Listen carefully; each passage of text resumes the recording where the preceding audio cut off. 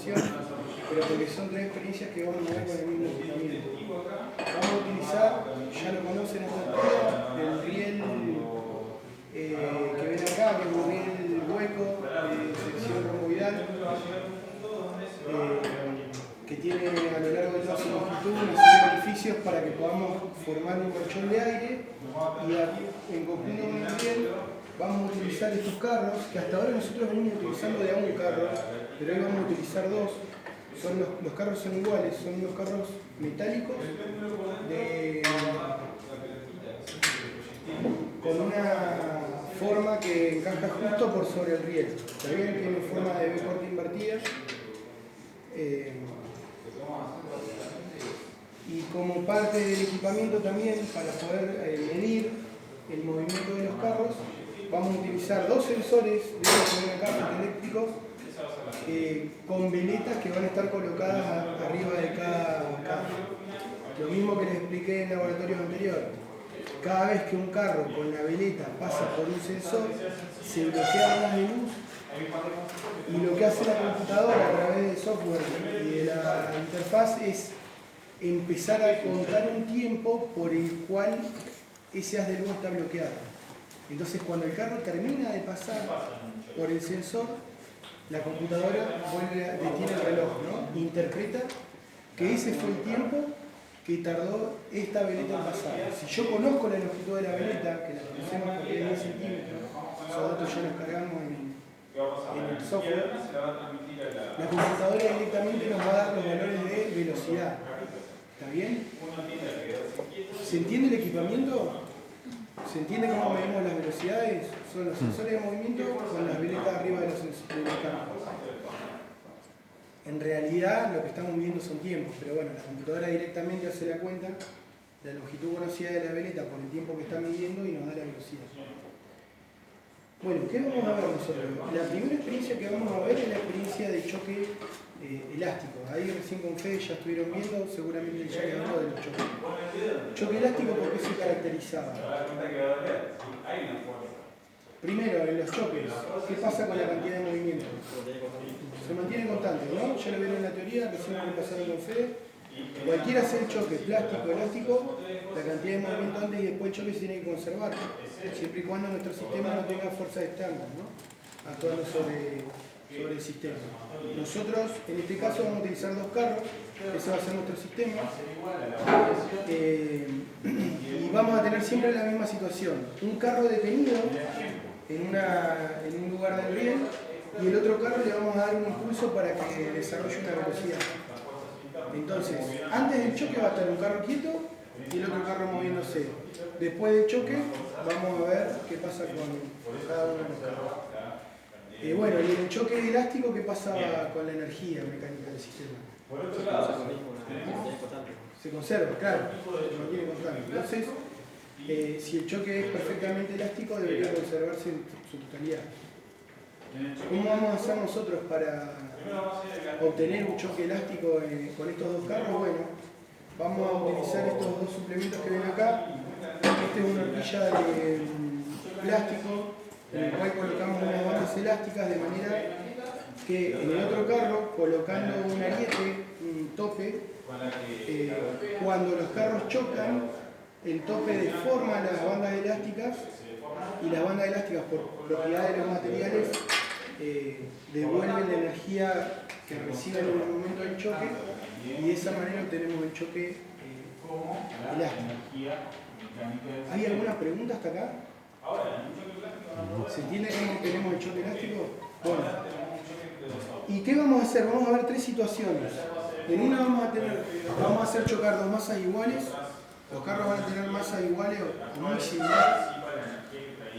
Entonces, de nuevo, un carro detenido, el otro viene con una cierta velocidad y choca.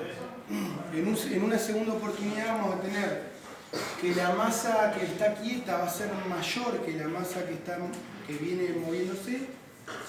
Y en una tercera oportunidad, o en una tercera parte de este experimento, vamos a tener al revés, que la masa 1, la masa que viene moviéndose, va a ser mayor que la masa que está quieta inicialmente. ¿Está bien? Y lo que nosotros queremos ver es, en las tres situaciones, ver qué pasa con la cantidad de movimiento, la energía, que acabamos de decir que debería conservarse, y también ver visualmente qué es lo que obtenemos. A ver si alguno de ustedes por ahí ya lo sabe o lo intuye. ¿Qué debería pasar en nuestra primera situación en la cual tenemos una masa quieta y una masa de igual, digamos, de igual valor de masa que viene con una cierta velocidad y lo impacta? Uno se frena y el otro sigue. ¿Y con qué velocidad debería seguir? Con la misma. Con la misma que venía el primero, ¿no? Porque si la cantidad de movimiento se conserva y las masas son iguales, entonces si el primero queda quieto, el segundo debería empezar a moverse con una velocidad de igual magnitud de la que tenía la primera masa. La situación a veces se ve, si alguna vez jugaron al pool o al billar, es común ver este tipo de choques, digamos, ¿no? Una pelota que impacta a otra de masa similar, la que venía moviendo se queda totalmente quieta y la otra se continúa moviendo con la velocidad que traía la primera. Bueno, la segunda vez vamos a evaluar, acá ya está dibujado, pero una masa M1 impacta contra una masa M2 mucho más grande. ¿Qué es lo que vamos a ver nosotros? Participen, díganla. M1 rebota, está bien, es una masa chica que pega contra una masa más grande que viene moviéndose, que estaba detenida, y la masa M1 que venía moviendo, como tiene masa menor, ahora es como que rebota, va a desarrollar una velocidad en sentido contrario. Y la masa M2 va a adquirir una cierta velocidad, ¿está bien? Ahora, siempre se va a tener que mantener que la cantidad de movimiento del sistema se conserve. O sea que masa 1 por velocidad 1 antes del choque debería ser igual a masa 2 por velocidad 2 después del choque menos la masa 1 por la velocidad 1 después del choque. ¿Está bien? Y después evalúen también la energía. Y en la tercera vamos a tener la situación contraria, masa 1 mucho más grande que masa 2 y las hacemos chocar. ¿Qué va a pasar? M1 va a arrastrar M1 va a arrastrar a M2, ¿no? M1 choca y las dos después del choque se siguen moviendo hacia la derecha de ustedes con una cierta velocidad. Bueno, ¿hay alguna pregunta? ¿Lo hacemos? Primera situación, la masa de igual.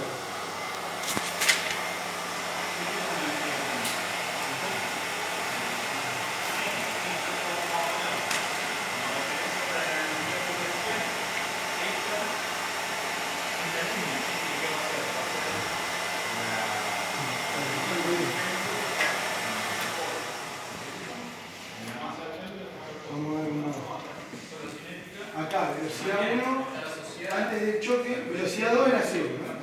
Velocidad de la masa 2, velocidad 1.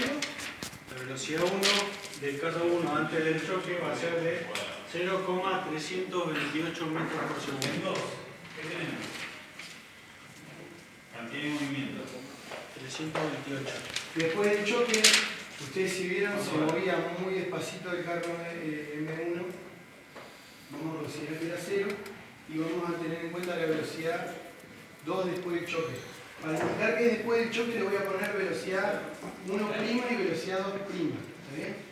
Velocidad 2'. La velocidad 2' va a ser 0,323 metros por segundo. Bueno, fíjense que son casi iguales. Las masas son un poquito diferentes y la velocidad da un poquito diferente. La velocidad 2 da un poquito menor también, por lo que es la experiencia práctica. El carro 1 se seguía moviendo. Nosotros habíamos dicho con la explicación que el carro 1 tendría que haberse quedado completamente quieto. Puede ser un poquito de desnivel en el riel, el colchón de aire no es perfecto. Varios factores que no se pueden disminuir completamente a 0, pero te van a afectar un poquito en el resultado. Y la energía. Bueno, vamos a agregarle entonces ahora 200 gramos a la masa M2. Como velocidad. Entonces ahora la masa M2 pasa a ser 399,9 y la masa M1 mantiene su valor 199,6. Velocidad al cuadrado. Bien. El último paso.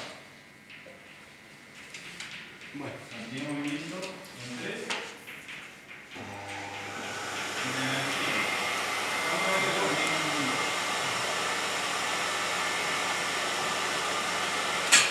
Fíjense que pasó lo que esperábamos. Después del choque, la masa M2 empieza a moverse, que estaba detenida en el momento antes del choque, y la masa M1 se mueve en sentido contrario al que traía antes del choque. Entonces, miramos las tres velocidades. Velocidad 1 antes del choque. La velocidad 1 antes del choque va a ser 0,583 metros por segundo. ¿Qué tipo de energía vamos a tener? Y vamos a decir la velocidad 2 antes del choque va a ser 100. ¿Por qué?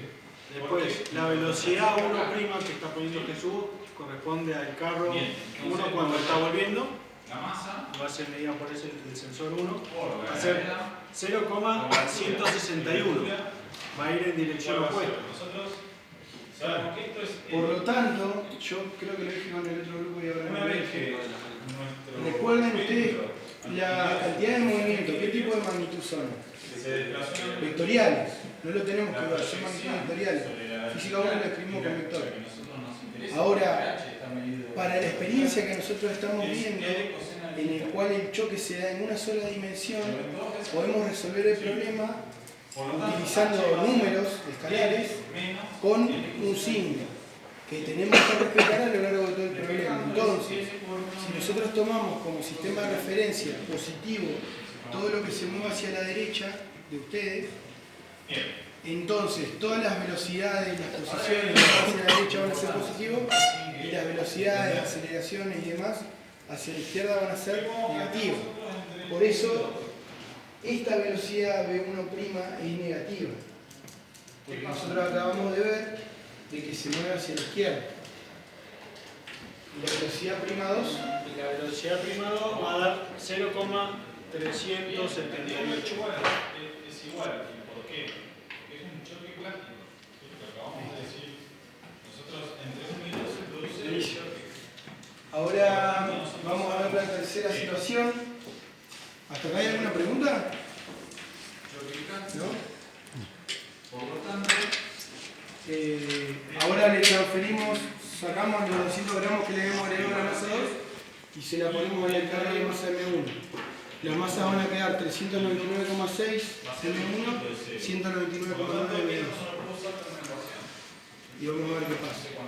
Esta experiencia sería como si ustedes están parados con el auto en un semáforo y viene un camión de atrás y se lo lleva cuenta. El camión con ustedes va a ser la masa final, va a ser la masa del camión más la masa de ustedes, que va a ser el auto, todo usted apretado, y se va a ir disminuyendo la velocidad por el impacto. ¿Verdad?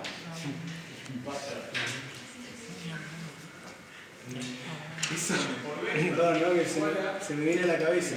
Esa es la razón por la cual los vehículos más grandes tienen un límite de velocidad más chico. Imagínense ustedes que para poder frenar un camión cargado tienen que hacer una fuerza muchísimo más grande que para poder frenar un auto, no sé, un Clio, un auto chico. Es mucha mayor la cantidad de movimiento que trae un objeto de mayor masa. A pesar de que las velocidades por ahí sean más bajas. Y de hecho hay accidentes como los que acaba de escribir acá en Díaz, tenemos acá en Comodoro. Falleció gente y demás. Por eso, Siempre la distancia que tiene frenado un camión, cuando se desplaza a la misma velocidad que un auto, es mucho mayor que la que tiene un auto. El auto se va a detener en una longitud menor que la que va a recorrer el camión si intenta frenar. Un camión que va cargado puede llevar 25 toneladas y un auto puede estar pesando 2 toneladas, 1,5 toneladas. Pero por eso tienen otro sistema de freno, ¿no? sí, sí. Está bien, pero el sistema de freno, aunque el del camión es diferente, tener mayor superficie de contacto, puede tener más ruedas, por ejemplo, y el camión tiene un sistema de bloqueo que el auto no tiene. Pero el camión, por la inercia que va a tener de toda la masa que se está desplazando, la cantidad de movimiento que tiene el camión respecto al auto, va a hacer que el camión siga derecho y el auto se detenga antes. Entonces, por ejemplo, si ustedes vienen manejando y se ponen adelante de un camión y se frenan en el semáforo, tienen alta posibilidad de que el camión se lo lleve puesto. Porque el camión por ahí calculó la distancia que va a frenar para llegar al semáforo, porque muchos van manejando y ya empezás a calcular cuánto tengo que frenar para llegar al semáforo en esta posición. El camión, ven a veces que los camioneros les tocan bocina que se le mete adelante porque el camión va a seguir derecho aunque el auto frena. Realmente les cuesta frenar. Les cuesta frenar. ¿Por qué? Por la cantidad de movimiento que tiene el camión respecto al volumen de masa que está desplazando.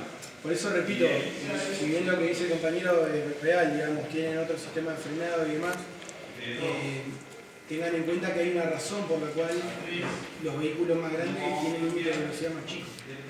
La explicación física que estamos viendo acá es una de las razones. Tiene mucha más cantidad de movimiento que un vehículo chico. Bueno, nada más.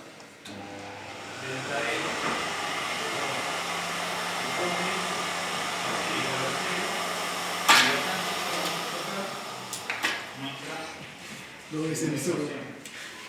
Bueno, velocidad 1 del carro 1 del choque. La velocidad 1 del carro 1 antes del choque va a ser 0,776 metros por segundo. Y la velocidad del carro 2 antes del choque va a ser 0. 0,776 metros por segundo. Y la velocidad del carro 1 después del choque va a ser 0,263 metros por segundo. Y la velocidad del carro 2 después del choque va a ser 0,959 metros por segundo. Fíjense que la velocidad del carro 1 disminuyó y transfirió parte de su cantidad de movimiento al carro 2. El carro 2 aumentó su velocidad por arriba de la velocidad que tenía el carro 1, pero porque su masa es menor. La cantidad de movimiento se tendría que mantener constante. Acá nos conviene. ¿Se ve? Bueno, la segunda experiencia, para no demorarnos demasiado, es la experiencia de choque plástico. El choque plástico también, acaban de ver acá con Fede, se caracteriza porque antes y después del choque ocurre algo que es que se solidarizan, digamos, se funden las dos partículas, los cuerpos, de manera que después del choque se mueven con una velocidad igual, con una velocidad de conjunto, ¿no? Entonces, por ejemplo, si yo tengo dos partículas o dos objetos que antes del choque se mueven independientemente, chocan, y ese choque es un choque plástico, lo que va a pasar es que después del choque, ya sea que se muevan para el lado que se muevan como resultado del choque, ahora ese movimiento es del conjunto. ¿Está bien? Ustedes lo vieron allá en el proyecto balístico, por ejemplo, cuando un proyectil se mete dentro de una masa, de un péndulo. Nosotros en este caso vamos a seguir utilizando los carros, pero los vamos a utilizar con dos suplementos que van a hacer justamente que los dos carros queden vinculados después del choque. Esos dos suplementos son un punzón, una punta. Vamos a usar lo que es un punzón y un cartucho que tiene otro accesorio que tiene adentro una plastilina. Lo que va a simular es cuando el punzón ingresa en la plastilina, se va a quedar pegado el punzón. Va a simular casi una perfección de choque plástico. Se va a deformar la plastilina y va a quedar pegado el punzón adentro. Entonces, los carros se van a comportar como si fueran un único carro. Las masas de ambos carros se van a sumar y van a formar como si fuera un único carro que se está desplazando. ¿Las masas? La masa, sí. La del carro 1 me da un poquito más, con 8. La masa del carro 1, ahí la escribió Jesús, es 199,8 gramos, es la que tiene el punzón, y la otra 199,7 gramos, que va a ser el carro 2 que va a estar quieto. Bueno, que vieron en teoría ustedes que pasaba con la cantidad de movimiento, lo dijimos al principio. Se conserva, ¿no? Y la energía no se conserva. la cantidad de movimiento que sí se conserva. Si en este caso nosotros estamos teniendo dos carros de similar masa, fíjense que son casi iguales, y al principio del choque o antes del choque un carro va a estar detenido y el otro va a venir moviendo seco. ¿Cómo debería ser la velocidad del conjunto después del choque si yo ya conozco que las masas son iguales? ¿Cómo? La misma que la inicial. Ahora, La mitad. claro, La mitad. Ahora vamos a tener un carro solo se estaba moviendo inicialmente, una masa que va a ser casi de 200 gramos. Se mueve a una determinada velocidad. Vimos que cuando hay un choque, parte de la energía se transfiere al otro carro, ¿no? La cantidad de movimiento se transfiere al otro carro. En este momento, en este choque plástico, los dos carros se van a unir. Entonces, los dos carros se van a desplazar como uno solo a través del segundo sensor. Es como si después del choque yo tuviera una masa el doble de la masa inicial. Entonces, si se conserva la cantidad de movimiento, la velocidad debería ser la mitad. ¿Bien? Bueno, vamos a ver si podemos hacer la pregunta.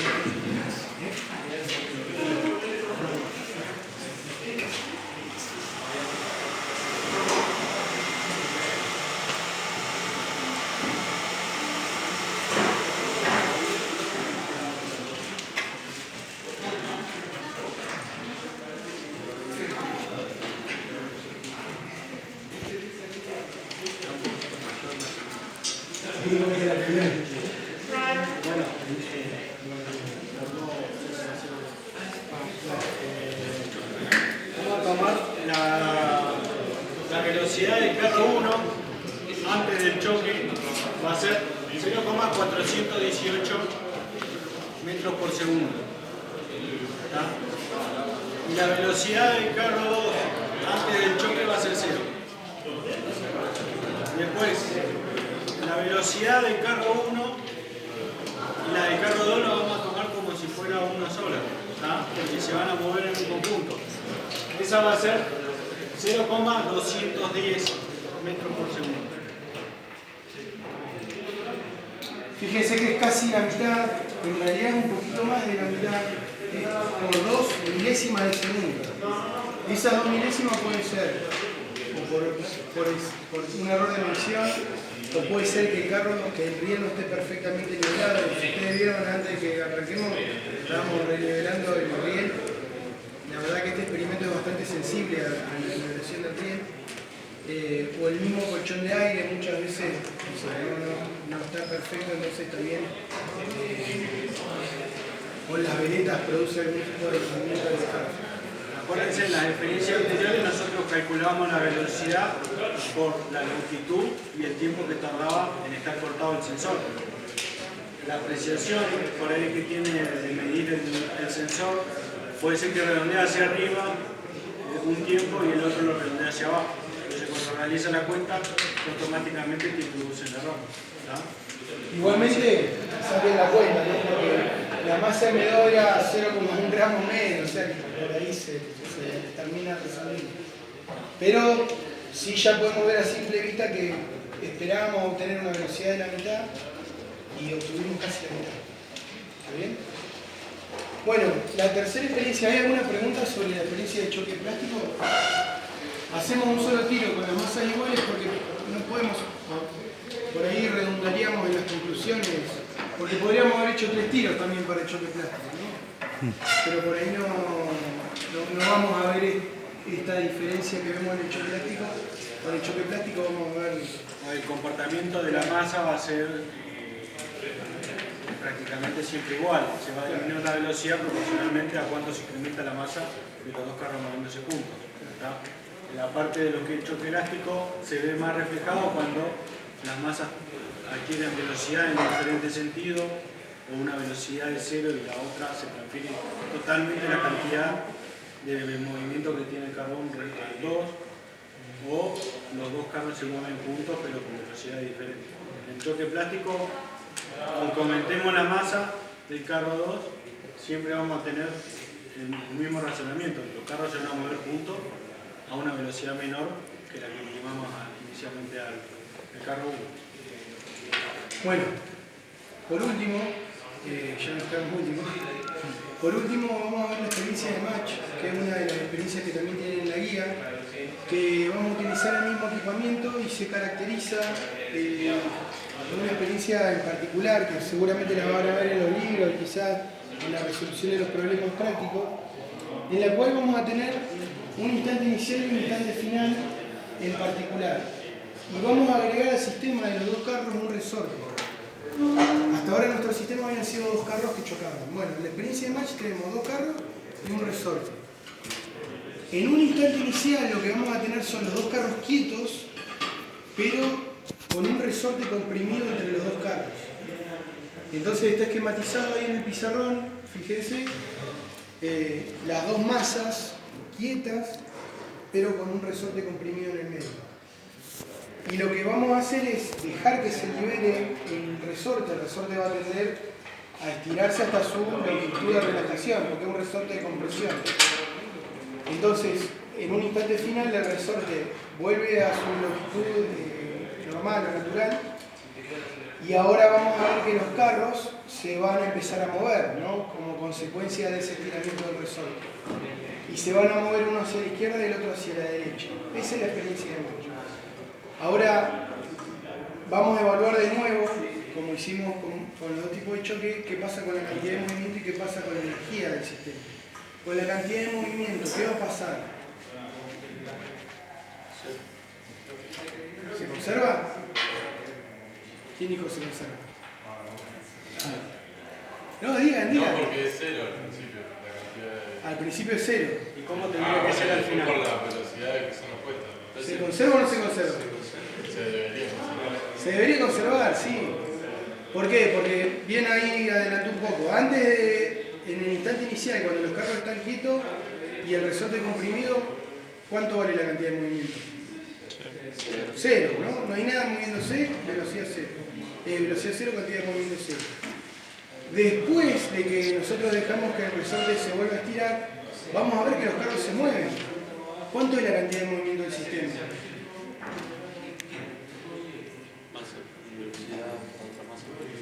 Sí, ¿y cuánto tiene que dar? Cero.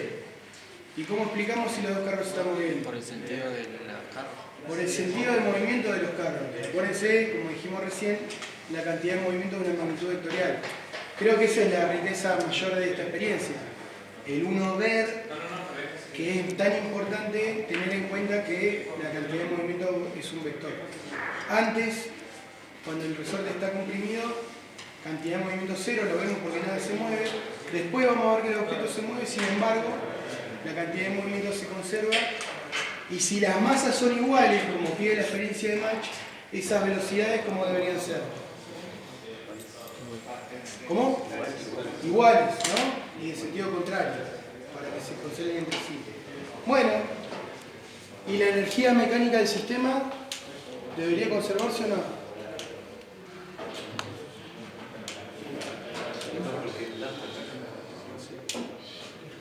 Háganse la pregunta, ¿hay alguna fuerza no conservativa actuando sobre el sistema?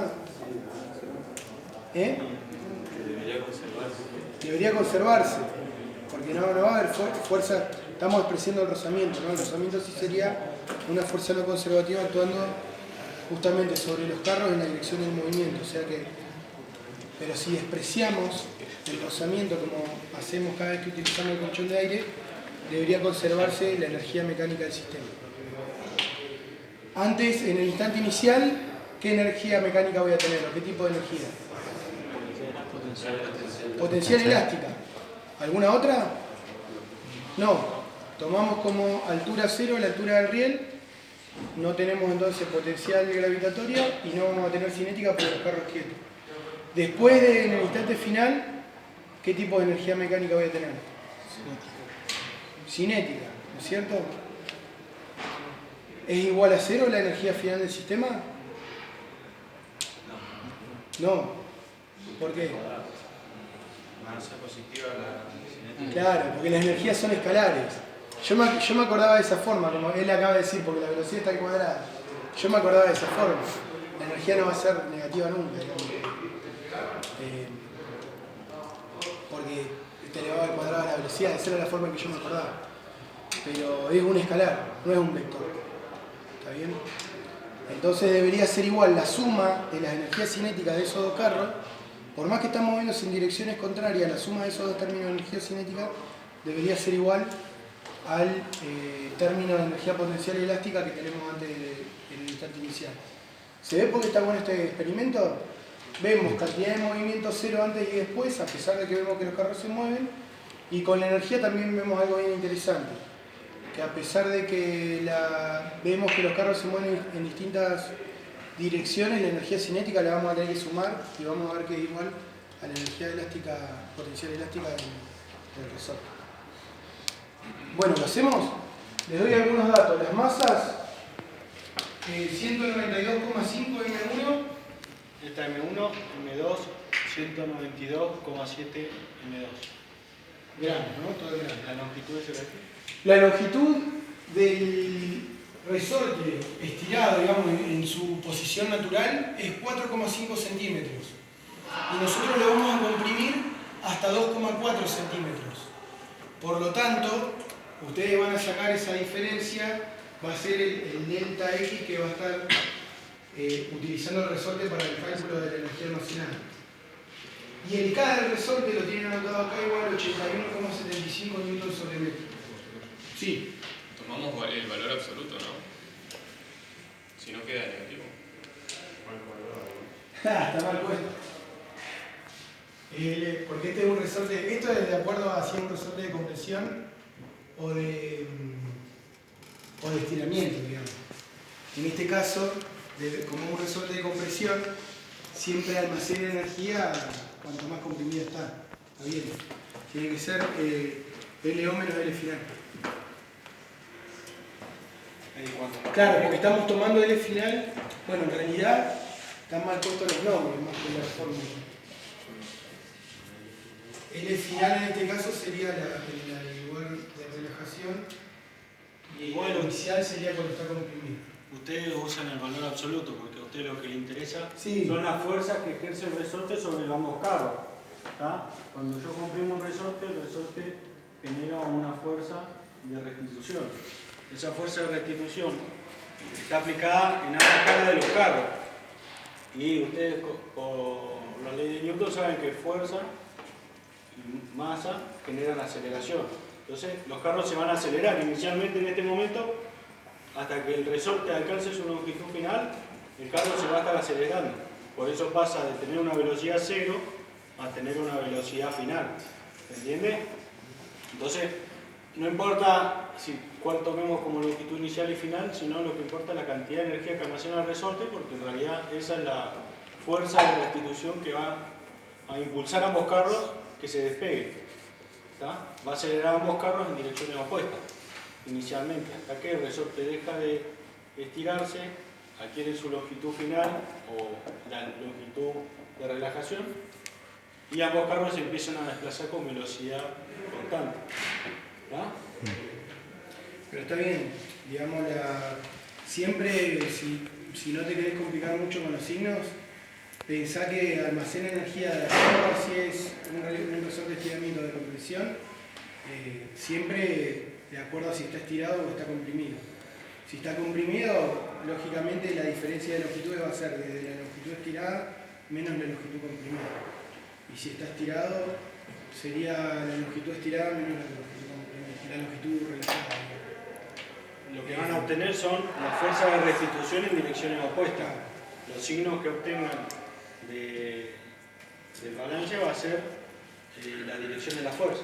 Acá nosotros ya las estamos fijando que automáticamente van a ir en dirección opuesta. Nos van a acelerar los carros de una velocidad inicial cero a tener una velocidad final, ambos carros en dirección opuesta. Si yo el resorte lo comprimo y lo suelto, el resorte va a saltar hacia arriba. Si las masas fueran iguales y el resorte lo comprimo, cuando se relaja tendría que el resorte caer automáticamente hacia abajo. Esto no va a pasar porque por ahí la experiencia del resorte se va a ir hacia un costado o hacia el otro porque se queda enganchado. Pero lo que vamos a hacer es comprimir el resorte hasta una longitud final. La longitud final la sabemos, ¿por qué? Porque ponemos dos topecitos, uno en cada carro, que comprimen el resorte. Evitan que el resorte se corra de eje y aplique la fuerza en ambos sentidos sobre el mismo eje, sobre el eje X. ¿Tá? Y los dos topecitos nos van a dar la longitud final que tenemos. ¿Tá? En esta experiencia vieron que fuimos constantemente cambiando los accesorios. Teníamos un punzón y un cartucho con plastilina. Para la experiencia de choque plástico y para el choque elástico teníamos un sistema que permitía simular un elástico, ¿no? Teníamos el resorte que impactaba con un punzón bajo una placa metálica horizontal que nos permitía generar que la energía que almacenaba en la liguita después se la devolviera al resorte, ¿no? Se la devolviera al carro. En este caso vamos a tener el resorte comprimido. ¿Ah? ¿Hacemos? Vale, ¿Empezamos bien? ¿Eh? ¿Empezaste bien? No, si me ha callado por otro.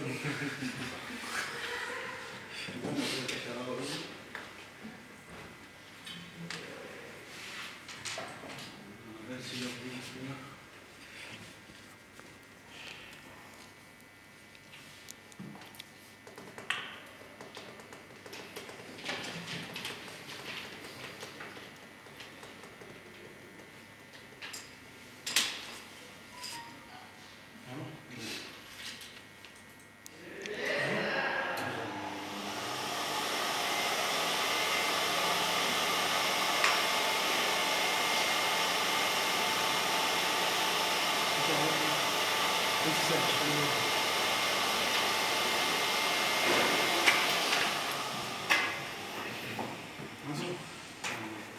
Está muy bien.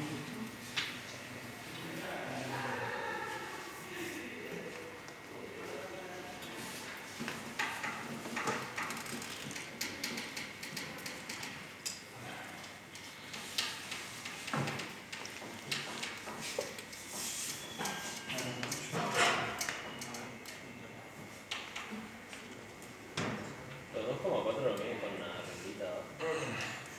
No, en realidad tiene unos topes que los medimos antes de arrancar, que cuando los topes se están tocando justo está separado 2,4.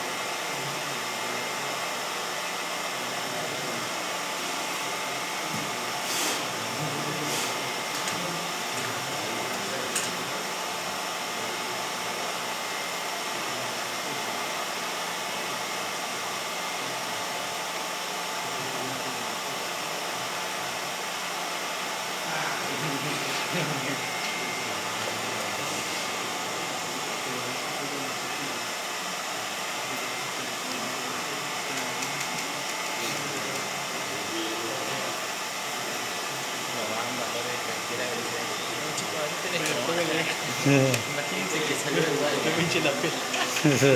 Me pinche la bola. Oye, quiero ir a mi casa. Decía,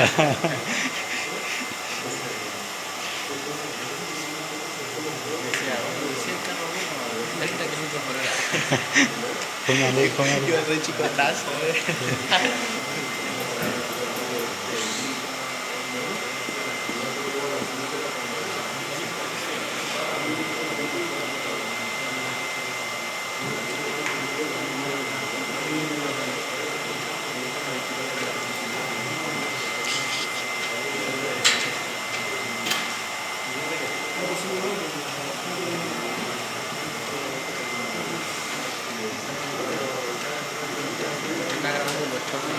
Todo, boludo. 39 minutos va, boludo. Pero después lo voy a cortar en pedacitos. Porque si no. Dice que lo va a cortar en pedacitos. Habla del video. Habla del video. Qué feo, Te le vergüenza. Ya voy casi 40. Bocho.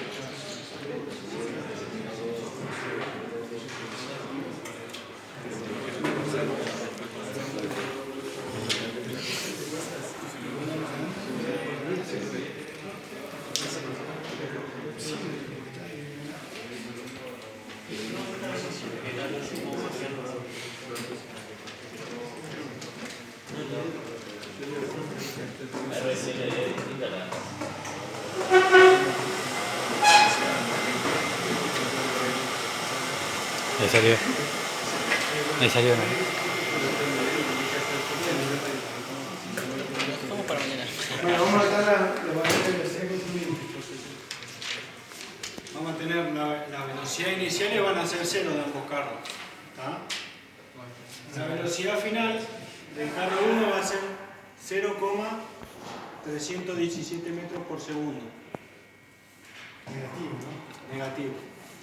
Y la velocidad del carro 2 va a ser 0,303 metros por segundo. La masa 2 es un poquito más grande. ¿Entendés? 303 gramos, metros por segundo. 0,303 metros por segundo. No nos dio bien, pero... No nos dio bien como tendría que habernos dado, pero como explicamos, el riel por ahí está un poquito inclinado, el colchón de aire no se genera perfectamente. Sí, yo creo que nosotros igual en el momento en que liberamos un poquito la cinta, algo estamos interviniendo, digamos. Probablemente justo estamos frenando un carro, ¿vale? Por ahí Pero son valores buenos igualmente, tómenlos y vean cuánto le da el error. No creo que tengan grandes errores entre uno y otro. Por ahí el resorte se queda pegado a un carro, y cuando se separan el resorte queda pegado en un carro. Como dijimos al principio, si los dos carros se desplazaran perfectamente, el resorte tendría que caer hacia abajo, ¿no? Pero por ahí el resorte se va con un carro y después se suelta, entonces ya automáticamente tenés inicialmente la masa del resorte más el carro y finalmente cuando vos pasas por el sensor, solo la masa del carro. ¿Tá? Perdió masa en el camino, vendría a ser el carro. Entonces te afecta en lo que es la velocidad. ¿Sí? Pero bueno, tomen los valores y evalúen Evalúen los errores. ¿Cortó?